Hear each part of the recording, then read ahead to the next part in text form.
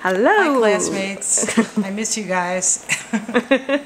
So we're on with Jane today, who has been teaching mediation at the Kennedy School. Jane, how was it to teach mediation here? It was totally cool. I've been in the Feinsod room. You guys all remember that room on the 3rd floor. And we, Marie Danziger from the communications program decided to offer mediation through the communications program. So since it's a tough process to teach really quickly, we made it into 3 two-hour sessions. So we just finished the 3rd Monday, and it was really fun. It's a process that you have to demonstrate. You can't just lecture on.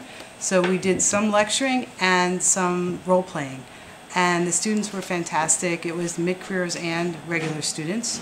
But it was just fun to be back here, and it was fun to, I am a teacher outside of the Kennedy School. I teach at Georgetown Law School, and I've been doing the clinical part of the mediation course at Harvard Law School the last 4 years. So it was nice to be back here in a teacher role in a place where I've been a student and felt like everything was coming together. Of course, since I'm from the outside of the company, so the options that we developed is, something that I really want you folks to determine what's best for you.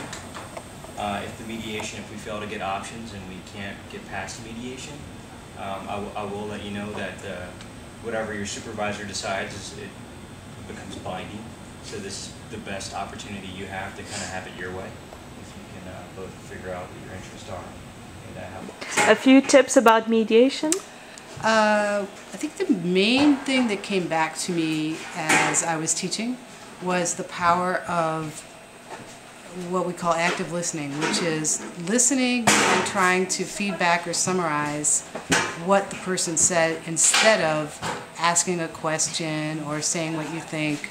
You can really learn a lot about somebody, and you can actually become close to someone by not saying what you think, but just summarizing what they said and seeing what they say next on their own. Ooh. Just think of the person as they're either a little shy or maybe they're not even totally aware of what they're thinking about a particular topic. But if you could be quiet and give space for their thoughts to emerge, you might learn something you don't know. You might learn something that might make a difference in terms of understanding the dispute.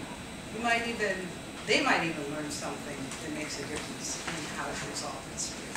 So that's the main utility from my experience and from all the research I've looked at of active listening. Great. Well, what about the lessons of cross-cultural mediation? Yeah, we talked at the end about how the mediation model that I teach and that most people in the U.S. teach is an American model, and it doesn't take into account the way that authority and negotiation and communication happens differently in different cultures. So all those things have to be taken into account if you're mediating or talking with someone from a different culture. And if you're trying to take this model and mediate in another country, you have to take into account and think about how to adapt it.